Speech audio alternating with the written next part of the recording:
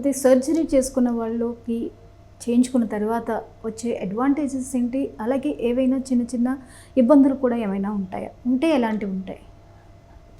మనం ఎప్పుడైనా సరే పేషెంట్ని చూస్ చేసుకునేటప్పుడే చాలా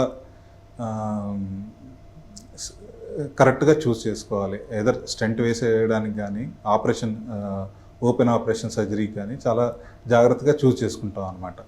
ఎవరికైతే ఆపరేషన్ అవసరమో, ఎవరికైతే మనం ఈ ఆపరేషన్ చేయకపోతే ఆ పేషెంట్కి ప్రాబ్లం అవుతుందని ఎవరినైతే రికగ్నైజ్ చేస్తామో వాళ్ళకే ఆపరేషన్ అడ్వైస్ చేస్తాం.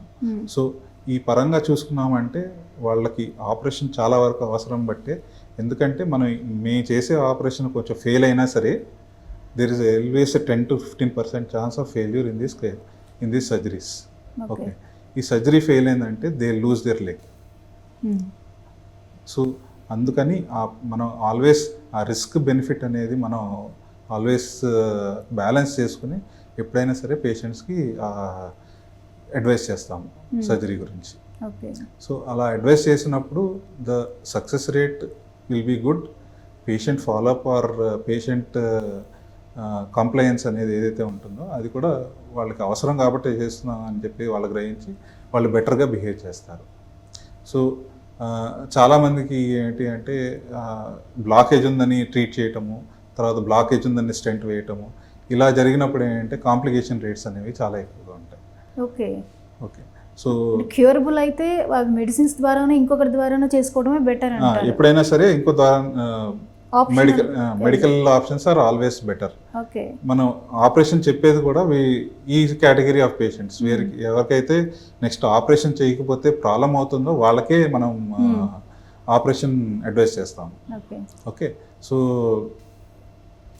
ఈ అనవసరంగా ఆపరేషన్ చేయించుకున్న వీళ్ళందరికీ కూడా చాలామందికి మన కాంప్లికేషన్స్ అనేది ల్యాండ్ అప్ అవుతాయి. తర్వాత మేము అంత చూసి జాగ్రత్తగా చేసుకున్నా సరే ఏదో ఒక స్టెంట్ వేసాము అంటే ఇట్ ఇస్ మెటల్ ఆబ్జెక్ట్. ఒకసారి రక్తనాళంలో ఆ మెటల్ ఆబ్జెక్ట్ పెట్టాము అంటే దానికి ఉండే ప్రాబ్లమ్స్ వస్తూనే ఉంటాయి.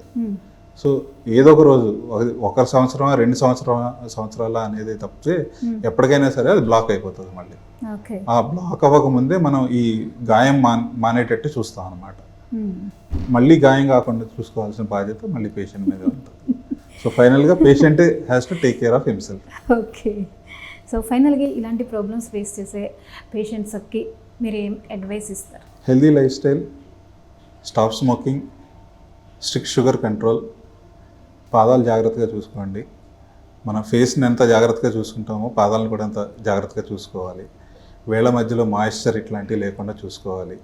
తర్వాత మంచిగా క్రాక్స్ కానీ ఇట్లాంటివి లేకుండా చూసుకోవాలి. చెప్పులు వేసుకునేటప్పుడు కూడా సరైన చెప్పులు వేసుకోవాలి. మనం కొత్త చెప్పులు వేసుకున్నప్పుడు కొంచెం గాయం అవుతూ ఉంటుంది. సో సంవత్సరానికి అట్లీస్ట్ 2 or 3 పేషెంట్స్ మాకు ఆ కొత్త చెప్పులు వేసుకోవడం వల్ల వస్తారు. రెండవది డయాబెటిక్ అని డయాబెటిక్ పేషెంట్స్ అందరూ కూడా వాళ్ళ లెగ్స్ అనేవి చెక్ చేయించుకోవాలి. ఆ స్క్రీనింగ్ అనేది చాలా ఇంపార్టెంట్. ఎవరు రిస్క్లో ఉన్నారు, హై రిస్క్లో ఉన్నారు, ఎవరు లో రిస్క్లో ఉన్నారు అనేది తెలుసుకోవాలి. చాలామంది డయాబెటిక్ పేషెంట్స్లో న్యూరోపతి ఉంటుంది, అంటే నర్వ్ డ్యామేజ్ ఉంటుంది అనమాట. దానివల్ల వాళ్ళకి కాళ్ళలో సెన్సేషన్ ఉండదు. ఆ సెన్సేషన్ పోవడం వల్ల వాళ్ళకి దెబ్బ తగిలినా తెలియదు అనమాట. సో అందుకని రోజు చెక్ చేసుకుంటూ పాదాన్ని రెగ్యులర్గా చెక్ చేసుకుంటూ ఉండాలి. చిన్న గాయమైనా వెంటనే ట్రీట్మెంట్ తీసుకోవాలి. ఈ జాగ్రత్తలు తీసుకున్నామంటే మనకి వాస్కులర్ సర్జరీని వాస్కులర్ సర్జరీని కూడా అవాయిడ్ చేసే అవకాశం.